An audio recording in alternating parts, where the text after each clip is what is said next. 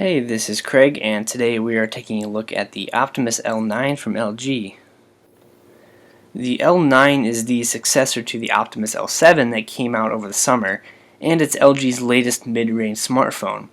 It's available at T-Mobile right now, and it's priced at a respectable $79 after a 2-year contract.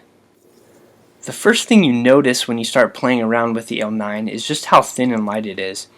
It weighs a little over 4 ounces and is just over 1/3 of an inch thick. As you can see, it's almost exactly the same thickness as the iPhone 4 and 4S. It has a 4.5-inch IPS LCD, but only a resolution of 960 by 540, which gives it a pixel density of about 245 pixels per inch, which isn't super fantastic considering what most other devices are running today. Under the hood, there's an OMAP dual-core processor from Texas Instruments, clocked at 1 GHz, and there's 1 GB of RAM. Sadly, it only has 4 GB of internal storage, but LCD decided to stick a microSD slot in the back for expandable storage. Other than that, it's pretty standard. You have your micro USB port on the bottom, a headphone jack up top, and the volume buttons and the power button on the sides. It's also worth mentioning that the display is protected with Gorilla Glass 2.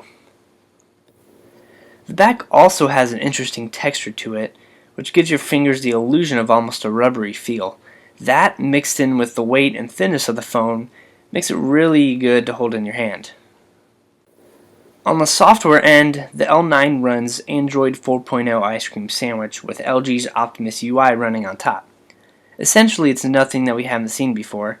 It's really smooth and snappy, and I haven't experienced any real major lag. A couple of apps did end up crashing a couple of times, but that's not to blame on the OS. As far as battery life goes, I was consistently going all day long without having to worry about the battery getting low, even while playing games and watching shows on Netflix. Moderate use will definitely get you about 2 days out of the battery, and heavy usage will last around a whole day. The 5-megapixel camera is fairly nice. It might not be enough to fully replace your main point-and-shoot camera if you really care about quality, but for some people it can easily be used as a main camera. You can adjust things such as ISO, brightness, and white balance presets. The camera also has 1080p video capability, which shoots pretty good video if the lighting is good. But like most other mid-range smartphone cameras, low light capabilities aren't fantastic, but it certainly works in a pinch. We ran a few benchmarks on the L9, and surprisingly the results were right on par with the Galaxy Nexus and the Galaxy S2, which is fairly impressive for a mid-range device like this. As far as 4G speeds, T-Mobile doesn't have LTE as of yet, only HSPA+, so speeds certainly weren't as fast as LTE, but they were respectable. I averaged around 7 to 8 megabit download speeds and topped out at almost 11 megabits with an average reception.